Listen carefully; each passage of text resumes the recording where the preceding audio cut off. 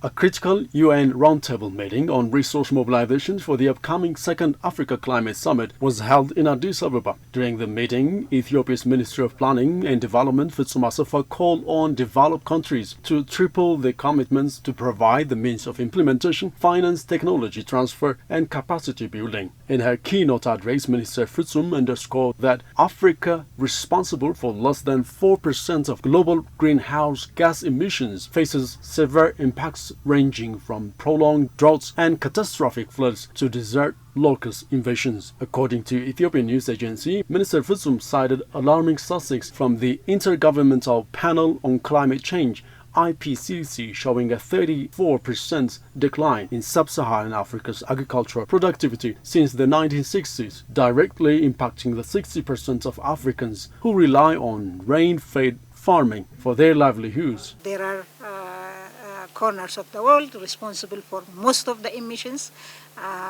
but again Africa has to struggle with the impacts of climate change, but at the same time deliver development to its people, bring about prosperity for its children. So these two, which somehow look competing objectives, should be met at the same time.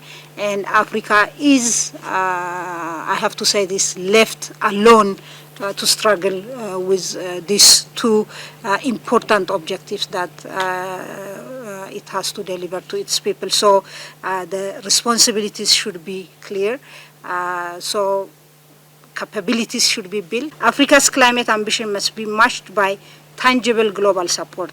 We call on developed countries to triple their commitment to providing the means of implementation, which is finance, technology transfer, and capacity building as set out under the UNFCCC. Hanan Morsi, Deputy Executive Secretary and Chief Economist of the United Nations Economic Commission for Africa, echoes similar sentiments, emphasizing the critical juncture in global climate governance. Morsi acknowledged the continent's complex challenge, including the increasing impacts of climate change and that biodiversity degradation, coupled with rising debt stress, high cost of capital, and widening financing gaps for sustainable development and climate action. Africa can also rightfully attract the much-needed investments into its natural resources sector, a key anchor of these climate solutions.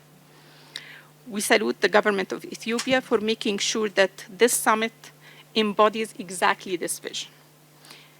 The UN Economic Commission for Africa stands fully behind this vision and reaffirms its strong commitment to supporting delivery of a successful second Africa Climate Summit. It's a good moment for Africa, and it's a good moment for Ethiopia. Unique leadership role played by the government of Ethiopia. We have been witnesses of change and transformation at a speed and a scale that is quite unique and unprecedented on the continent. And this needs to be absolutely acknowledged. We stand with you along the way. We are already working with Dr. Cosmos and his team to ensure that we go into this conversation with all holistic lenses, ensuring that no single issue is overlooked. The second Africa Climate Summit, co-hosted by Ethiopia and the African Union Commission, will convene from September 8 to 10, 2025 in Addis Ababa, aims to be a pivotal platform for accelerating global climate solutions and mobilizing finance for Africa's resilient and green development. The summit seeks to unify Africa's voice on the global stage, drive concrete reforms in climate finance mechanisms, and showcase the continent's innovative homegrown solutions, ultimately influencing global climate architecture and fostering meaningful action on the ground.